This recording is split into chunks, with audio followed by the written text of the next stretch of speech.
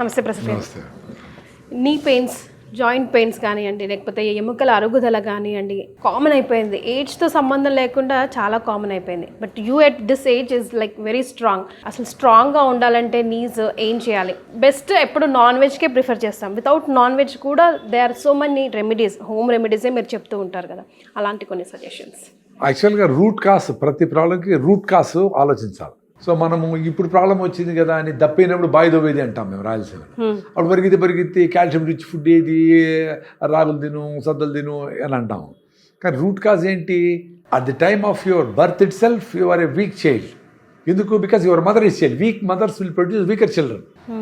So మదర్కే 6-7 ఉంది, haemoglobin లేదు, కాల్షియం లేదు, ఐరన్ లేదు, థైరాయిడ్ ప్రాబ్లము, ట్యాబ్లెట్స్తో ఉంది.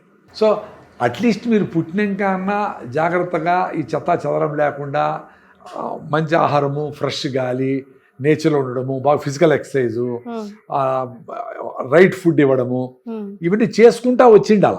అబ్బా అవన్నీ చేయలేము కదా, తొందరగా రెమెడీ చెప్పి అనుకుంటా ఉంటారు మీ ప్రేక్షకులు. కాదు సార్, ఇప్పుడు చెత్త చెదారం అని చాలా ఫ్రస్ట్రేటెడ్గా మీరు చెప్పారు. మీ దృష్టిలో 5 క్విక్ అది ఏంటి అంటే ఏం చెప్తారు? Like very dustbin products. ఇప్పుడు అందరూ తింటా ఉండే 2 minutes నూడిల్స్ కానీ, పిజ్జాలు, బర్గర్లు, కేకులు, ఐస్ క్రీములు, ఏమేమి ఎక్కువగా తింటాంటారు అవన్నీ చెప్తాయి కదా. ఏమి తినలేదు అది రిచ్ ఫుడ్. 5 రిచ్ ఫుడ్స్ ఏమేమి చెప్తా? జొన్న రొట్టె, సద్ద రొట్టె, రాగి ముద్ద, నువ్వుల లడ్డు, పల్లీల లడ్డు, కొబ్బరి లడ్డు, గుగ్గిళ్ళు, బఠానీలు, శనగలు, అలసందులు, ఉలవలు, ఇన్ని ఉన్నాయి rich foods. Seasonal fruits, organic vegetables, సన్లో పోయి నువ్వుల నూనె పూసుకొని ఉండడము, ఇవన్నీ మనకు పాసిబుల్ ఉండేటివి ఎవరు చెప్పడంలే, చేయడంలే, మనకి వీలయ్యేటివన్నీ చెప్పడంలే.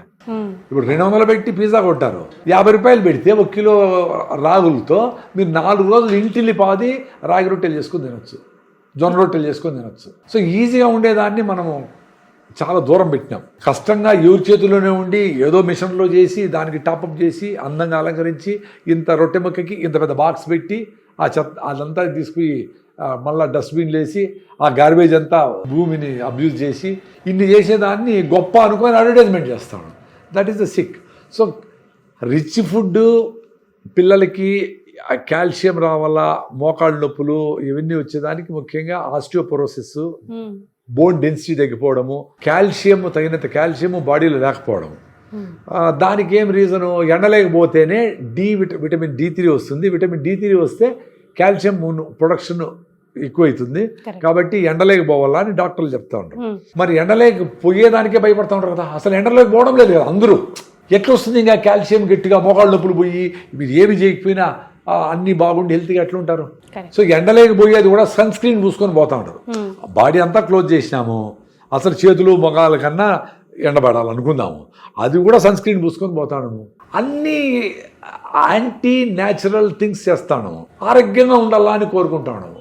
ఈ లేదు నేచర్. ఇప్పుడు నేచరు డిఫైన్ చేసి ఉంటుందండి. బాగా పరిగెత్తి ఆహారం సంపాదించుకునే ఒక జంతువుకి పరిగెత్తే గుణము లైఫ్ లాంగ్ ఉంటుంది. ఇప్పుడు లాస్ట్ ఏజ్ తప్పితే. ఇప్పుడు 20 ఏళ్ళ పిల్లోళ్ళు మొక్కళ్ళ నొప్పులు, కాళ్ళు పని చేయలే, ఎక్కలేము, ఎండకపోతే పడిపోతారు. అసలు ఎలిమెంటరీ స్కూల్ పిల్లలు జనగణమని అంటానే 10 మంది పడిపోయింటారు, జయహే అంటానే సగం మంది పడిపోయింటారు. ఎండలు అసలు నిలబడుకోలేరు. అసలు ఎండలకే పోలేకుండా వీళ్ళు 100 ఏళ్ళు ఏం బతుకుతారు? ఆరోగ్యం ఎట్లుంటారు? ఎంత లైఫ్ స్టైల్ ఎంత డిస్టర్బ్ అయింది. సో దీనికి అందరూ మరి సైన్స్ నాకు 10కి 10 వచ్చినాయి, నేను ఇదైపోయినా అదైపోయినా అంటూ ఉంటారు. మరి ఎక్కడ ఏ లోపం ఉంది? సో కాల్షియం రిచ్ ఫుడ్స్లో టాప్ ప్రియారిటీ సన్లైట్ పోవాలా. వారంలో రోజు నువ్వుల నూనె పూసుకొని ఎండలో ఉండాలా. ముఖ్యంగా రాగులు సూపర్ ఫుడ్. కర్ణాటక స్టేట్ మొత్తం రాగులు తింటారు. రాగుల్లో హైయెస్ట్ కాల్షియం ఉంది. మీరు తాగే నీళ్ళల్లో కూడా మినరల్స్ లేని నీళ్లు తాగుతా ఉంటారు. సో మీ బాడీ ఆల్కలైన్గా ఉంటుంది. అసిడిక్గా ఉండే ఆర్ఓ వాటర్, మినరల్ లెస్ వాటర్ని మినరల్ వాటర్ అనుకుని తాగుతూ ఉంటారు. కాబట్టి అవి కూడా మీ కాల్షియంని లాగేసుకుంటూ ఉంటాయి. అందుకే జాయింట్ లాగేసుకుంటుంది. ఇప్పుడు న్యూట్రలైజ్ చేసేదానికి 7.3 pH న్యూట్రలైజ్ మీ బాడీలో ఉండే కాల్షియం మాలిక్యూల్స్ అనేది లాక్కుంటుంది న్యూట్రల్. మీరు కాఫీ తాగుతారు, టీ తాగుతారు, వేడిగా ఉంటుంది, పొట్ట పెట్టే చల్లగా అవుతుంది, నార్మల్ అవుతుంది. చల్ల కూడా కూల్ డ్రింక్ తాగిన లోపల వేడి చేసుకుంటుంది. సో బాడీ ఏదో మెకానిజం న్యూట్రలైజ్ చేసుకుంటుంది. అట్లా మీరు ఆర్ఓ నీళ్ళు తాగితే దాంట్లో మినరల్స్ లేవు కాబట్టి అసిడిక్గా ఉంటుంది, pH 6 కాబట్టి దాన్ని 7 చేసుకునే దానికి మీ మినరల్స్ లాక్కుంటారు. సో అందుకనే ఈ ఆర్ఓ నీళ్లతో జాయింట్ పెయిన్స్ రకరకాల సమస్యలు వచ్చినాయని గవర్నమెంట్ ఆఫ్ ఇండియా కూడా బ్యాన్ చేసింది. 6 నీళ్ళు తాగొద్దనింది. నేషనల్ గ్రీన్ ట్రిబ్యునల్ కూడా బ్యాన్ చేసింది. అయినా మనము మినరల్స్ తీయేసిన వాటర్ని మినరల్ వాటర్ అనుకుని తాగుతా ఉన్నాము. That is very sick. So అది మినరల్స్ ఎట్లా వస్తాయి? వర్షం పడినప్పుడు ప్రతి ఊరు చుట్టుపక్కల అడవి ఉండేటివి. అడవిలో ఉండే చెట్లు 100 అడుగుల లోపల నుంచి మినరల్స్ తీసుకొని ఆకుల్లో, కాయల్లో, పువ్వుల్లో పెట్టి వాటి పర్పస్ అయిపోతాయి, కింద రాలిపోయి మట్టి అయిపోతాయి. మనం కూడా చచ్చిపోతే మట్టి అయిపోతాం. మన ఎముకలన్నీ మట్టిలో కలిసిపోతాయి. సో మొత్తం కాల్షియం అన్ని మినరల్స్ భూమిలోనే ఉంటాయి.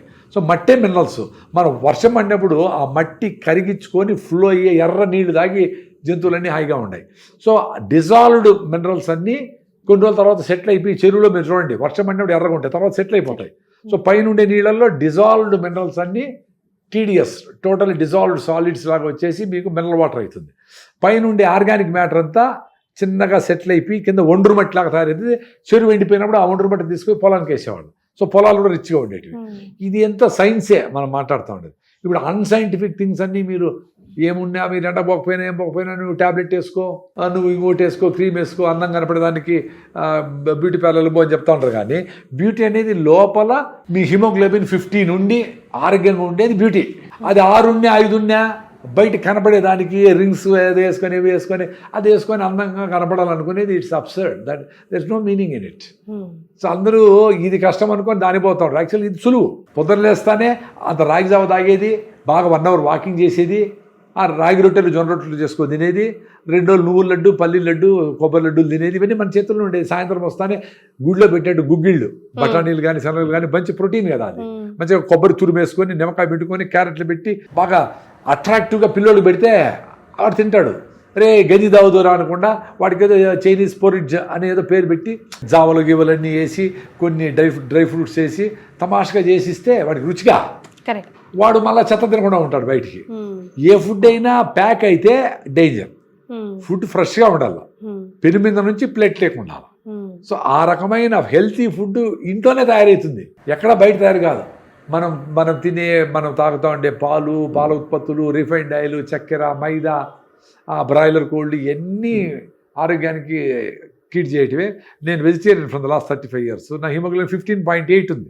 నేను ఇప్పుడు కూడా కొండలు ఎక్కగలుగుతా ఉన్నాను, స్విమ్మింగ్ చేయగలుగుతా ఉన్నాను. సో నేను కూడా స్పెషాలిటీ కాదు. ఈ జీవన విధానం మీరు 1 month ట్రై చేయండి. 30 ఏళ్ళు 40 ఏళ్ళు ఏమేమో తిన్నారు.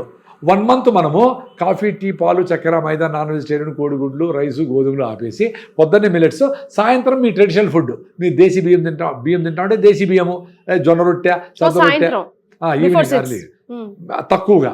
సో ఈ 2 మీల్స్తో మధ్యాహ్నం ఆకలేస్తే ఫ్రూట్స్. ఈ రకంగా మీరు 1 hour మినిమం బ్రిస్క్ వాకింగ్, చెమట పట్టేట ఇంత మాత్రం చేయండి.